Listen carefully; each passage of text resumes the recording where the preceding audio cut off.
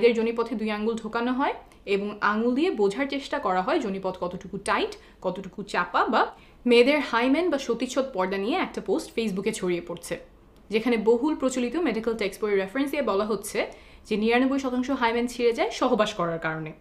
এবং পরামর্শ দেওয়া হচ্ছে যে বাসরাতে যদি দেখেন রক্তপাত হয়নি, তবে বুঝে নেবেন সেই নারী পূর্বে সহবাস করেছে। এই ভিডিওতে মেয়েদের ভার্জিনিটি পরীক্ষা করার প্রচলিত পদ্ধতিগুলো নিয়ে আলোচনা করব, রেফারেন্স সহ বুঝিয়ে বলবো এগুলো কতটুকু নির্ভরযোগ্য। একজন মেয়ে ভার্জিন বা কুমারী কিনা সেইটা বোঝার জন্য চিকিৎসা বিজ্ঞানে বা সামাজিকভাবে 3টা পদ্ধতি প্রচলিত ছিল, এখনও কোথাও কোথাও আছে। সেই 3টা পদ্ধতি প্রথমে ছোট করে বুঝিয়ে বলি। 1 নম্বর পদ্ধতি হলো 2 ফিঙ্গার টেস্টিং, নারী প্রশস্ত, 2 আঙ্গুল সহজে ঢুকে যাচ্ছে নাকি 1 আঙ্গুল ঢুকছে ইত্যাদি। একজন নারী নিয়মিত সহবাস করেন কিনা তা এই পরীক্ষার মাধ্যমে ডাক্তাররা নির্ধারণ করার চেষ্টা করতেন। সাধারণত রেপ কেসে এই পরীক্ষাটা করা হতো, এখনও কিছু কিছু জায়গায় করা হয়। 2 নম্বর হলো হাইমেন ইন্সপেকশন। এই ক্ষেত্রে চোখ দিয়ে দেখা হয়, আগেরটার মতো আঙুল ঢোকানো হয় না। মেয়েদের যোনিপথের হাইমেন, অনেকে এটাকে সতীচ্ছদ পর্দা নামে চেনেন, সেইটা পরীক্ষা করা হয়। হাইমেনে কোনো ছেঁড়া আছে কিনা, থাকলে কোথায় ছেঁড়া, হাইমেনের আকার কেমন, মুখ কতটুকু বড়, এইসব দেখে বোঝার চেষ্টা করা হয় মেয়েটি আগে কখনো সহবাস করেছিল কিনা। 3 নম্বরটা হলো প্রথম সহবাসের রক্তপাত। অনেকের ধারণা যে নারী কুমারী হলে সহবাসের রক্তপাত হবে, সেজন্য বাসরাতে অনেকে সাদা চাদর বিছিয়ে দেন যাতে রক্তের দাগ ভালোভাবে বোঝা যায় বউ কুমারী কিনা সেই পরীক্ষাটা যাতে হয়ে যায়। এই যে 3টা পদ্ধতি বললাম, এগুলো কতটুকু নির্ভরযোগ্য? আসলে কি এগুলো ব্যবহার করে বোঝা যায় একজন নারী কুমারী কিনা? এই পরীক্ষাগুলো নিয়ে সর্বশেষ মেডিকেল সায়েন্স কি বলে তা এখন বুঝিয়ে বলবো। প্রথমেই আসি 3 নম্বর উপায়ে, প্রথম সহবাসে রক্তপাত। 100 জন নারীর উপরে করা একটা গবেষণায় দেখা গেছে যে 44 জনেরই প্রথম সহবাসে রক্তপাত হয়নি। সংখ্যাটা কিন্তু কম না, প্রায় অর্ধেকের কাছাকাছি নারীর প্রথম সহবাসে রক্তপাত হয়নি। এমনকি কোনো ব্যথাও হয়নি 32 জনের। এমন আরও গবেষণা আছে যাতে দেখা গেছে প্রথম সহবাসে সবার রক্তপাত হয় না।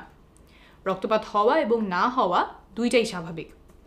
কারো কারো ক্ষেত্রে যোনিপথ পিচ্ছিল না হওয়ার কারণে বা জোর করে পুরুষাঙ্গ ঢোকানোর কারণে যোনিপথের দেয়াল ছিঁড়ে যায়, ফলে রক্তপাত হয়।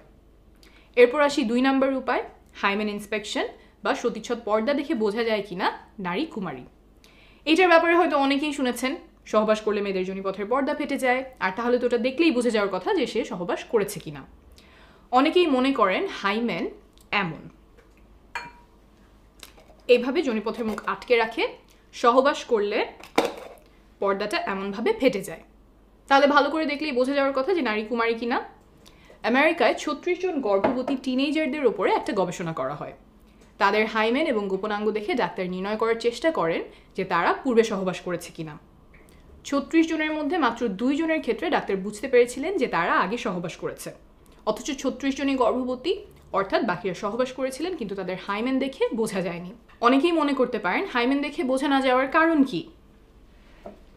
যদি এমন ছেঁড়া হয় তাহলে তো দেখেই বোঝা যাওয়ার কথা, কিন্তু আসলে হাইমেন এমন শক্ত কোনো পর্দা না।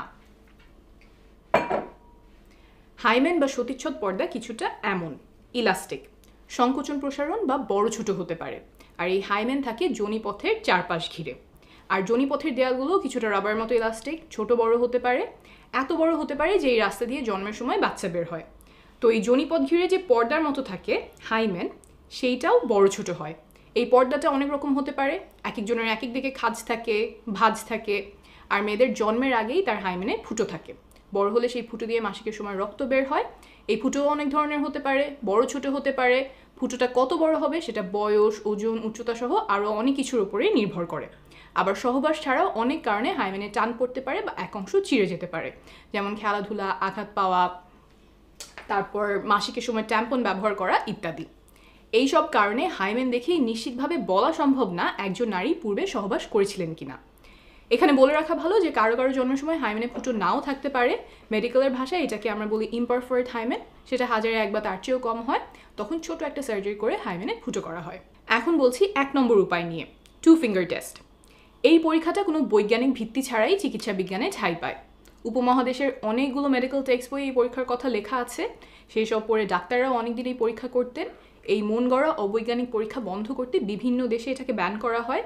ভারতে এটা ব্যান করা হয়েছে 2013 সালে, বাংলাদেশে 2018 সালে এবং পাকিস্তানে 2021 সালে।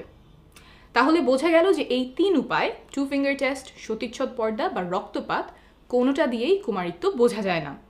তাহলে আসলে কি কোনো নির্ভরযোগ্য বৈজ্ঞানিক উপায় আছে যার মাধ্যমে বোঝা যায় নারী আগে সহবাস করেছে কিনা? না, নাই। তারপরেও দুর্ভাগ্যজনকভাবে কিছু মেডিকেলের বইতে এখনও এসব পদ্ধতি লেখা হয়, মেডিকেলের ছাত্রদেরকে শেখানো হয় রেপ কেসে নারীদের পরীক্ষার অংশ হিসেবে। যেমন প্রফেসর রেড্ডির লেখা ফরেন্সিক মেডিসিনের বই, যেখান থেকে উদ্ধৃতি দিয়ে ভাইরাল ফেসবুক পোস্টে কুমারিত্ব নিয়ে অবৈজ্ঞানিক দাবি করা হয়েছে। এখন আপনি বলতেই পারেন যে মেডিকেলের টেক্সট বুক আমি ভুল বললেই তো হলো না, যিনি লিখেছেন তিনি তো একজন বিশেষজ্ঞ, আমার রেফারেন্স কি? বিশ্ব স্বাস্থ্য সংস্থা বা WHO, United Nations human rights, UN Women, এই সংস্থাগুলোর বিশেষজ্ঞ প্যানেল বলছেন যে প্রফেসর রেড্ডির লেখা ফরেন্সিক মেডিসিনের বই সহ আরও কিছু বই ভার্জিনিটি টেস্টিং নিয়ে অনির্ভরযোগ্য এবং অবৈজ্ঞানিক উপায় শেখান। তারা আহ্বান জানিয়েছেন যেন এইসব বইতে চিকিৎসা বিজ্ঞানের সর্বশেষ তথ্যগুলো তুলে ধরা হয়। আমি রেফারেন্স নিচে দিয়ে দিব। ভিডিওটি যারা দেখছেন তাদের কাছে অনুরোধ, হাইমেন বা সতীচ্ছদ পর্দা, ভার্জিনিটি টেস্টিং ইত্যাদি বিষয়ে কেউ ভুল তথ্য ছড়ালে সেখানে প্রমাণ তুলে ধরে ভুল ধারণাগুলো দূর করার চেষ্টা করবেন। আপনার এই প্রচেষ্টায় হয়তো কারো জীবনে অনেক বড় উপকার হবে।